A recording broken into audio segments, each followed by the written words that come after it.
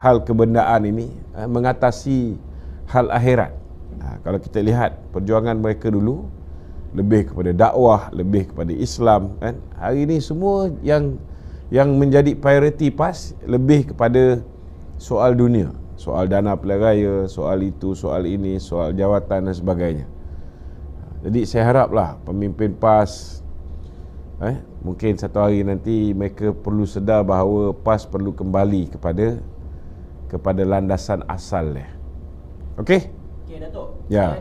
Bagilah soalan yang mencabar sikit. Sebelum kita pergi Soalan-soalan ni macam cak ayam. bagi pandangan Angel tu. Ha. Okey. Saya ada baca antara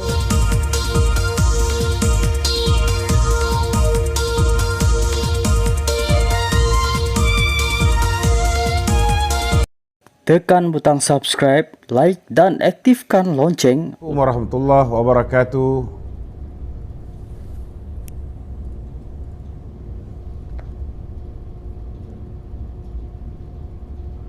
okey. Assalamualaikum warahmatullahi taala wabarakatuh dan salam satu Malaysia, salam Malaysia Madani. Kita kudara pada malam ini seperti biasa tuan-tuan untuk membicarakan isu-isu semasa. Dan malam ini saudara kita memilih tajuk. Tajuk kita ialah tentang usaha yang dilakukan oleh Perikatan Nasional untuk memecah belahkan Barisan Nasional dan juga Pakatan Harapan. Namun hari ini nampak gayanya yang mula bergolak, yang mula berpecah ialah di kalangan mereka, iaitu di kalangan Perikatan Nasional. Hari ini tuan-tuan sudah ada kabar angin yang bertiup kencang. Dulu masih ada gangguan Masih ada kabar angin yang bertiup kencang. Dulu kita tahu bahawa Hamzah Zainuddin ni mau dibuang sebagai Setiausaha Agung Bersatu, bukan sekali, dua kali cubaan Tan Sri Muhyiddin Yassin untuk membuang Hamzah Zainuddin sebagai Setiausaha Agung Bersatu. Namun hari ini saudara, kabar-kabar angin yang kita terima hari ini ialah tentang usaha gabungan antara Tan Sri Muhyiddin Yassin dengan PAS untuk menggantikan Hamzah Zainuddin sebagai Ketua Pembangkang. Ini tuan-tuan akan menambahkan lagi kekeruhan di kalangan pemimpin-pemimpin Perikatan Nasional dan lebih mengecewakan Hamzah. Nama yang bakal menggantikan beliau adalah antara nama yang disebut saudara ialah Syahidan Kasim, Governor Negeri Perlis yang bakal bertanding di Semenyih tuan-tuan. Jadi malam ni saudara ada banyak isu-isu yang kita akan kupas kan. Tuan-tuan yang nak bertanyakan sebarang soalan boleh ajukan soalan itu terus ke ruangan WhatsApp kami di talian 0194819495 0194819495. Jadi kita akan mulakan dengan soalan-soalan di studio dan kemudian kita akan ikuti dengan soalan-soalan daripada netizen sama ada di TT kita ataupun di ruangan komen Facebook kita. Silakan. Okey, baik Tok. Berkenaan dengan tajuk kita malam ni Ya. So, bila kita melihat keadaan semasa Hamzah dan Midin ni, adakah kebarangkalian ia disebabkan oleh Midin merisik KJ menyertai PN dan Hamzah tidak bersetuju? So, boleh ulang sikit Tok? Saya rasa tidak ada kaitan dengan KJ pun. Ini lebih kepada siapakah yang bakal menggantikan. Ada pelbagai ura-ura tentang kemungkinan besar Muhyiddin nak melepaskan tanggungjawab dia sebagai Presiden Bersatu. Ada setengah daripada kumpulan yang pro Muhyiddin mahukan Azmin Ali menggantikan beliau. Ada setengah yang mahukan Hamzah menggantikan beliau. Jadi ini lebih kepada perebutan kuasa dan benda ni bukan baru. Datuk Seri Ismail Sabri dulu pernah cuba untuk meletakkan seorang timbalan Perdana Menteri, dan beliau cuba nak mengangkat Hamzah Zainuddin menjadi timbalan Perdana Menteri. Saingan beliau ketika itu ialah Azmin Ali, yang mendapat restu daripada Muhyiddin untuk diangkat menjadi timbalan Perdana Menteri.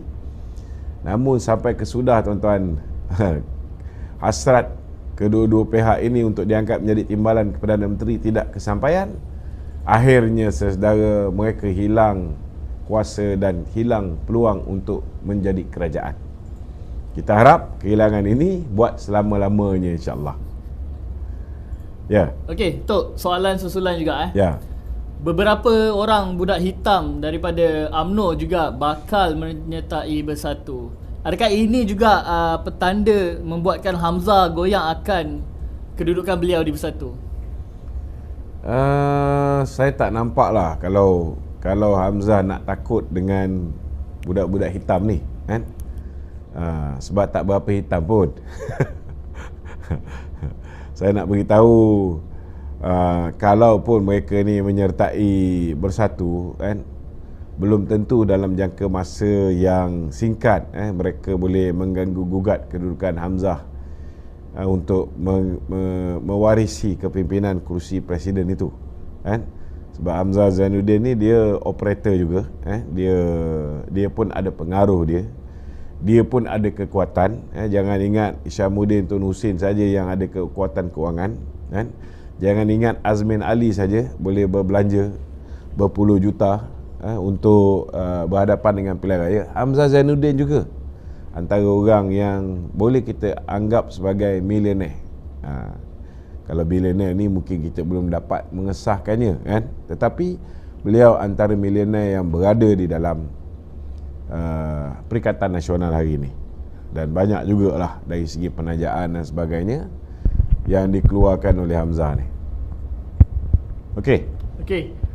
Masih lagi Perikatan Nasional, kan? Okey, Ya. Kalau kita lihat Perikatan Nasional ni Bersatu lebih dominan daripada PAS.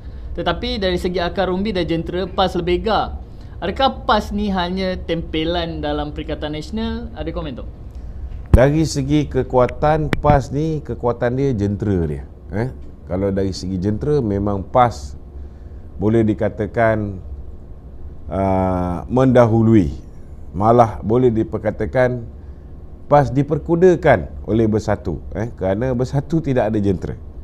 Yang Bersatu ada ialah peluang untuk dia merebut kekayaan zaman Jana Wibawa, dan kekayaan yang dia kumpulkan zaman Jana Wibawa ini membolehkan dia membayar jentera-jentera PAS. Jadi mereka seolah-olah macam ada exclusive right, kan, untuk memperkudakan jentera-jentera PAS, selagi mana pemimpin PAS ini masih lagi meletakkan hal dunia, hal kebendaan ini mengatasi hal akhirat.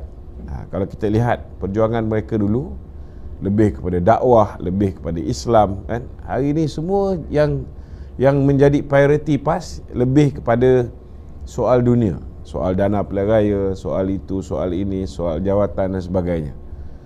Jadi saya haraplah pemimpin PAS mungkin satu hari nanti mereka perlu sedar bahawa PAS perlu kembali kepada landasan asal dia. Okey? Okey, Datuk. Ya. Saya ada, Bagilah soalan yang mencabar sikit. saya ada dengar sebelum kita pergi Soalan-soalan ni macam cak ayam. bagi pandang Angel tu. Ha. Okey.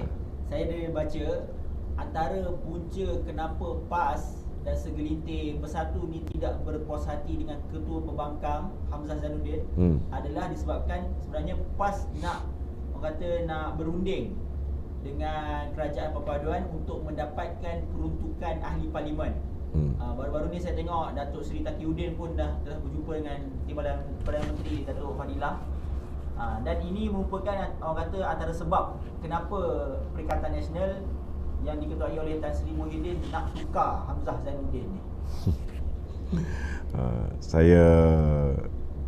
Saya tak terkejut lah kalau misalnya PAS ini nak berunding dengan kerajaan PMX, kerana mereka ni memang macam tu.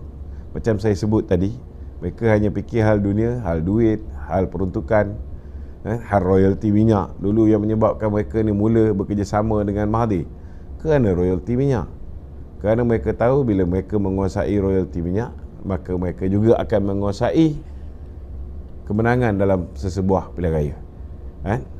Kerana dengan duit bagi mereka, mereka boleh menambat hati pengundi. Kita pun tak boleh nak kata mereka silap, sebab mereka dah membuktikan dengan duit yang mereka kumpulkan, ianya telah membolehkan mereka untuk membayar pengundi-pengundi untuk mengundi mereka, sehingga mereka telah menang dengan satu jumlah yang cukup besar. Kita tak boleh salahkan dia orang. Salah pengundi pun ada juga, kerana mudah gelap mata. Kalau mereka ni berfikiran waras, mereka bertindak dengan rasional, mereka bertindak menggunakan akal fikiran, sudah pasti mereka tidak akan lupa apa yang berlaku zaman kegelapan ketika Tan Sri Muhyiddin menjadi Perdana Menteri. Tetapi mereka lupa semua itu. Bila ada sedikit sogokan, ada yang 350, ada yang 150 saja yang dibayar, lagi 200 hilang, kan? Ada yang 500, ada yang 1000, mereka berubah, mereka berubah. Jadi tak boleh nak salahkan orang yang menyogok saja. Orang yang menerima sogokan juga bertanggungjawab terhadap apa yang berlaku dalam negara ni. Okey? Okey, Tok, kita ke soalan yang panas sikit. Ya. Saya dengar Datuk ada mengguris hati seseorang. Oh, siapa tu? Hari ini Ketua Penerangan MIC Kebangsaan, Tinalan Raja Gopalu. Okey. Dia kata interview Datuk semalam bersama dengan Malaysia Gazette, Datuk menuduh bahawa parti komponen Barisan Nasional, MCA dan MIC ni umpama memikul biawak hidup. Betul ke Datuk ada cakap macam tu semalam? Dia sebenarnya dia ada rentetan peristiwa. Kalau apa nama dia? Gopalan. Tinalan.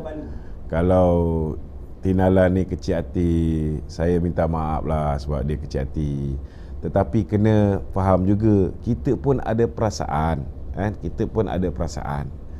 Selama hari ini saya cukup menghormati kawan-kawan daripada MIC dan MCA. Kalau pergi kempen-kempen sebelum 2018, saya antara orang, bila mana orang marah MCA tak deliver undi dan sebagainya, saya antara orang yang telah mencadangkan supaya diberi peluang MCA bertanding di Tanjung Piai. Jangan lupa tu, jangan lupa. Saya antara orang yang mencadangkan, kerana saya menghargai MCA. Bila mana MCA kita kalah pilihan raya 2018, mereka tetap setia bersama kita. MIC tetap setia bersama kita. Kita menghargai. Tetapi bila hati kita terguris, jangan lupa, bila kita bersama dalam Kerajaan Perikatan Nasional, pengurusi Barisan Nasional telah membuat keputusan untuk kita menarik sokongan, menarik sokongan kepada Tan Sri Muhyiddin Yassin. Ingat tak malam di mana Ismail Sabri lead lebih kurang 35 orang ahli parlimen yang membantah arahan Presiden ini, dah lah tak bersetuju. Ketika berucap, kita tahu pada malam itu Ismail Sabri berucap, Bui Kasyong berucap, Sarah Banan satu ketika dahulu bersama dengan bosku, cukup rapat dengan bosku. Tetapi pada malam itu beliau mengherdik bosku. Kita tak lupa dan sehingga hari ini tidak ada permohonan maaf terhadap bosku. Sama juga, kita tak berkata apa-apa walaupun mereka ni tidak deliver, tidak berdeliver undi bukan Melayu kepada kita. Kita okey, kita faham, tetapi bila kita tewas pilihan raya, kita masuk pilihan raya secara bersama, bila kita menang di Melaka, tak ada pula mereka puji Datuk Zahid. Kita menang di Johor, tak ada pula mereka puji Datuk Zahid. Tiba-tiba bila kita kalah pilihan raya umum dalam keadaan Datuk Zahid bukan Perdana Menteri, Datuk Zahid dah minta supaya pilihan raya diadakan segera. Kalau buat pilihan raya tu dalam bulan 3 hingga bulan 6 tahun 2022, kita menang. Confirm. Tapi mereka drag dan sarabanan antara orang yang memberikan sokongan kepada Perdana Menteri Ismail Sabri untuk melengahkan pilihan raya sehingga kita berhadapan dengan kekalahan teruk. Tapi dah kalah teruk pun, kenapa tiba-tiba orang yang bukan poster boy, orang yang bukan ketua kerajaan, bukan Perdana Menteri dipersalahkan dan mereka menuntut? Kita lihat kenyataan yang dikeluarkan oleh MCA, kenyataan yang dikeluarkan oleh MIC, menuntut supaya pengurusi ataupun presiden kita meletakkan jawatan sebagai pengurusi Barisan Nasional. Kita tahu peranan yang dimainkan oleh Hishamuddin di belakang MIC dan MCA, bukan kita tak tahu. Tetapi perbuatan mereka ni melampau. Kalau misalnya mereka deliver kursi India dan China, melebihi daripada apa yang mampu dideliver oleh UMNO di kursi Melayu, lain cerita. Jadi bila kita masuk pilihan raya secara bersama, we should have collective responsibility. Tetapi mereka mendesak supaya Datuk Seri Zahid meletakkan jawatan, dan sehingga hari ini belum ada permohonan maaf. Kita boleh lupakan kesalahan-kesalahan yang lampau, tetapi kesalahan selepas pilihan raya, sehingga hari ini tidak ada permohonan maaf. Mereka cuba lakukan kudeta nak menggantikan Datuk Seri Zahid sebagai pengurusi Barisan Nasional dengan orang lain. Kita tidak lupa. Tidak cukup dengan itu, mereka memberikan SD kepada Tan Sri Muhyiddin Yassin dalam keadaan mereka sudah tanda tangan aku janji. Mereka sudah tanda tangan aku janji. Untuk mereka dah berjanji, dah memberikan kuasa pada Datuk Zahid untuk menentukan dengan gabungan mana kita nak membentuk kerajaan. Dia dah memberikan kuasa pada Datuk Zahid bukan hanya untuk berunding dengan gabungan mana kita nak membentuk kerajaan, memberikan kuasa pada Datuk Zahid ataupun pengurusi BN untuk memilih bagi pihak 30 ahli Parlimen BN ini siapa yang kita nak angkat sebagai Perdana Menteri. Ini sudah diputuskan. Tetapi mereka memberikan SD kepada Tan Sri Muhyiddin, yang mana ini sebagai peguam. Datuk Dr. Wee Ka Siong adalah seorang peguam. Dia tahu bahawa apa yang dia buat itu salah. Itu sebabnya dia, Saravanan, Hishamuddin, Hasni Mohamad dan lain-lain menarik balik sokongan terhadap Tan Sri Muhyiddin Yassin. Tahu pun takut, takut hilang kursi parlimen mereka. Tapi tak cukup dengan itu. Kita lihat bila mana Chong Sin Hun, Datuk Zahid menyeru ahli UMNO untuk membantu dan menyokong calon-calon kerajaan perpaduan.